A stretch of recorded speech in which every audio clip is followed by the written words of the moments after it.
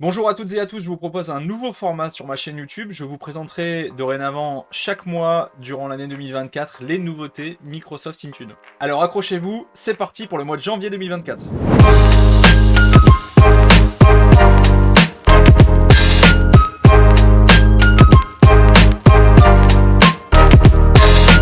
Allez, c'est parti pour les premières news. Commençons avec le management des applications. Les applications de type DMG et PKG, notamment pour macOS, pourront maintenant faire une taille maximum de 8 gigabits. Donc c'est une nouvelle limite qui a été fixée par Microsoft, alors profitez-en. Intune supporte maintenant les applications Line of Business signées depuis le store. Donc là, si Microsoft a apporté cette nouveauté, c'est avant toute chose pour déployer des applications du magasin hors ligne sur les appareils Surface Hub, suite au retrait du Microsoft Store for Business. Vous allez maintenant pouvoir, par l'intermédiaire d'une stratégie de protection d'application, router les SMS et MMS vers des applications spécifiques.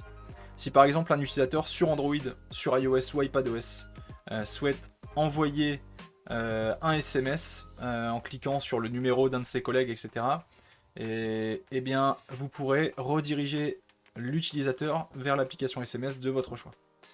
Sur iOS, iPadOS et Android, vous pouvez définir des stratégies de protection d'application. En plus de ça, vous pouvez définir un code PIN pour sécuriser l'accès aux applications protégées. Jusqu'à présent, quand l'utilisateur avait défini un code PIN, il devait attendre son expiration pour le renouveler. Ça sera maintenant plus le cas. Lorsqu'il ouvrira une application et qu'on lui demandera son code PIN, il aura la possibilité de le changer. Même chose que pour les packages pour macOS, les packages Win32, plus connus sous le nom Intune Win, peuvent maintenant atteindre une taille maximum de 30 gigabits. Passons à la configuration des appareils. Alors dans cette stack, on a une nouveauté dans les profils de configuration, notamment sur Android, qui permet maintenant d'interdire à l'utilisateur de modifier les paramètres liés à la localisation de son appareil. Le choix de la date et de l'heure dans les appareils iOS, iPadOS et macOS, en fait jusqu'à présent on pouvait déjà le définir via un profil de configuration. Cependant, ce paramètre était en fait un champ que vous deviez vous renseigner avec la date et l'heure cible. Ça a été remplacé par Microsoft par un menu de sélection.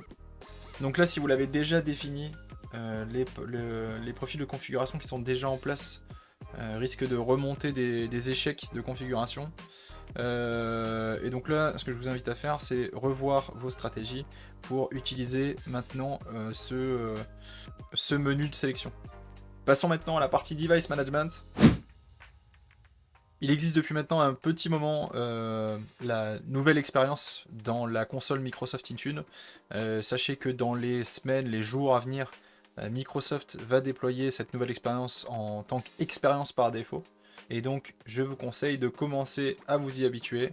Alors, si vous utilisez la solution BlackBerry Protect Mobile, sachez que maintenant elle est disponible sur les stratégies de protection d'application. Et donc, vous allez pouvoir jouer avec cette solution justement pour définir les lancements conditionnels dans les stratégies même. Sur la partie Device Security, nouvelle stratégie disponible dans Microsoft Intune pour Defender for Endpoint. Des stratégies de type Intune Defender Update Control. Donc ces stratégies permettront de gérer les mises à jour comme on le fait avec Windows Update for Business et avec des anneaux de mise à jour. Donc vous pourrez déployer au fur et à mesure sur votre flotte les mises à jour de Defender. Allez, c'est parti sur les applications Intune.